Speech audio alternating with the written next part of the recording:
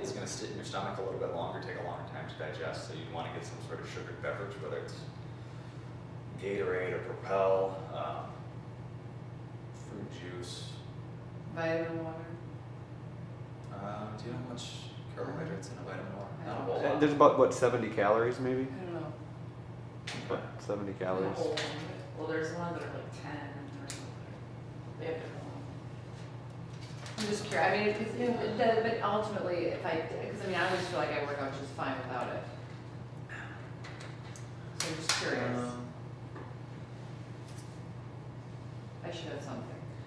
I would be curious to see if you All right, felt much of a difference. I'll play a little game. I'll do think it. that you would. Especially on those days when you're training at a higher intensity. If you're coming in and you're walking on the treadmill for a half hour, you can probably do that on an empty stomach. But if you're weight training, if you're doing interval training, if your intensity is high, you're going to feel it. You should feel it. Okay. If you don't feel it now, you feel a difference later. That might be.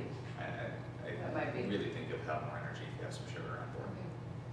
I'll give it a whirl.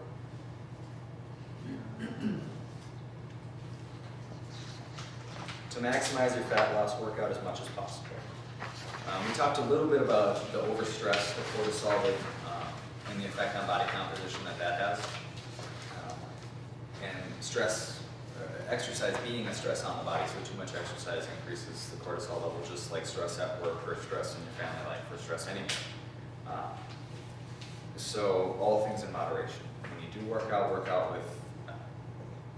with some purpose, but also give yourself plenty of time to rest.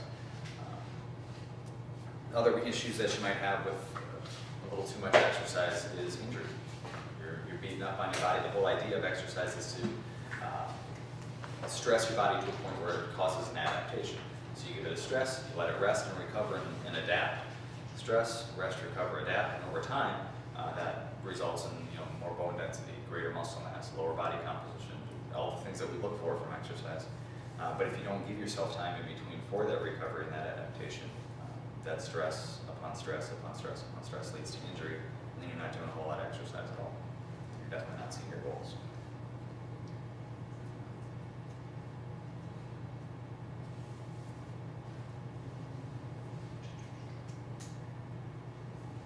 If you're sick, get better by sweating it out.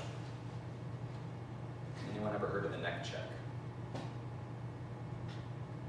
In general, if you're ill, especially severely ill, of course, then we don't want you to exercise. Give yourself time to rest and recover, get over it, get back to normal, get back to exercise. The only time that exercise when you're ill is okay, we use something called the neck check. If the majority of your symptoms are from the neck up, sore throat, stuffy nose, earache, those are things that you could probably exercise with and not really cause much issue. If you have symptoms in the chest and the stomach, exercise is only going to make those worse, make you more miserable. So really try to avoid exercise in those situations. Strength training will make me bulky. Just like with protein, everything's got to be right. If you're strength training and you're not eating enough protein, if you're not strength training with the proper intensity, if you're not resting and recovering enough, if you don't have X, Y, Z, and Q, you're not going to be building a lot of muscle. It's very, very difficult to do.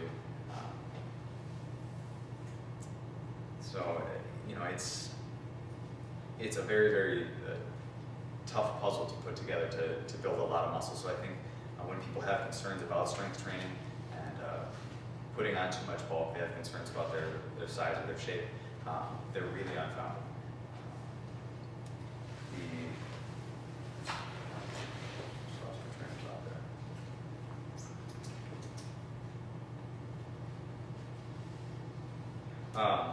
Some of the benefits that you are looking for with strength training: increased muscle tone, increased muscle mass, and even a pound of muscle, or 10 pounds of muscle for that matter, spread out across your entire body is a pretty small. You're not going to notice a huge difference in your shape with 10 pounds, much less so than you would with 10 pounds of body fat. And we've probably all fluctuated 10 pounds before in our life, and it makes a difference. You notice how your clothes fit, but in general, until you get to 20, 30, or 40 pounds, that's when you really start to see a huge difference. Muscle being more dense than fat is going to be able to hide even a little bit better than that extra 10 pounds of fat would. So by adding 10 pounds of muscle to your body, you're increasing your metabolism by 200 to 300 calories a day, and that's of course a good thing, and you're really not bulking up. So I think the pros outweigh the cons when it comes to strength training.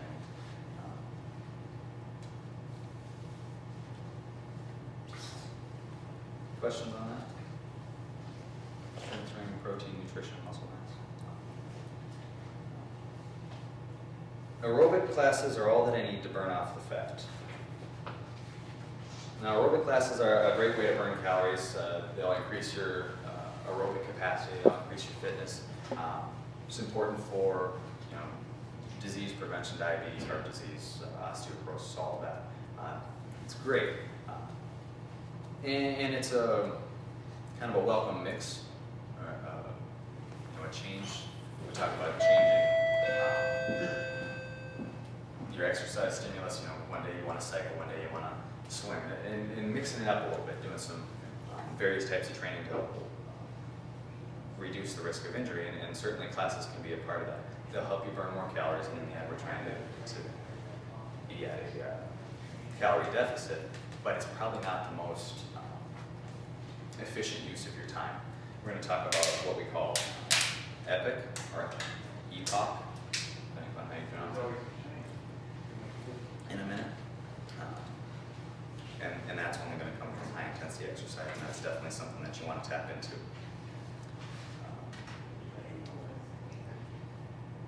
Any questions on the fat burn zone?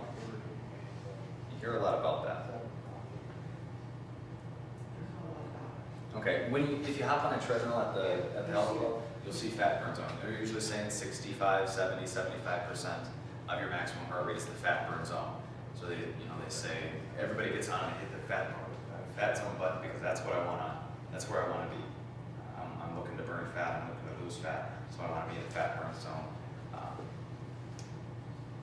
If you're burning 100 calories in that fat burn zone, and 70% of them came from fat, and 30% came from sugar, that's great. You burn 70 calories worth of fat. Now, if you work at a higher intensity, you get your heart rate up to 90 or 95% in that same period of time, and you're now burning 200 calories, but only 50% of them are coming from fat, 50% are coming from sugar. You're now burning 100 calories worth of fat. You're still burning more fat than you would have in that fat burning zone, but you're also burning that additional 100 calories worth of sugar, 70 more than you would have in the fat burning zone. So, I think it's deceiving to say that it's the fat burning zone, because it's not that you're not burning any fat at higher intensities. It's just that the mix of the calories that you're burning changes.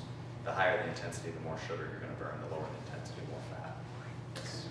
I've heard of what's called the anaerobic threshold, meaning that after a certain heart rate, you become extremely inefficient in burning fat.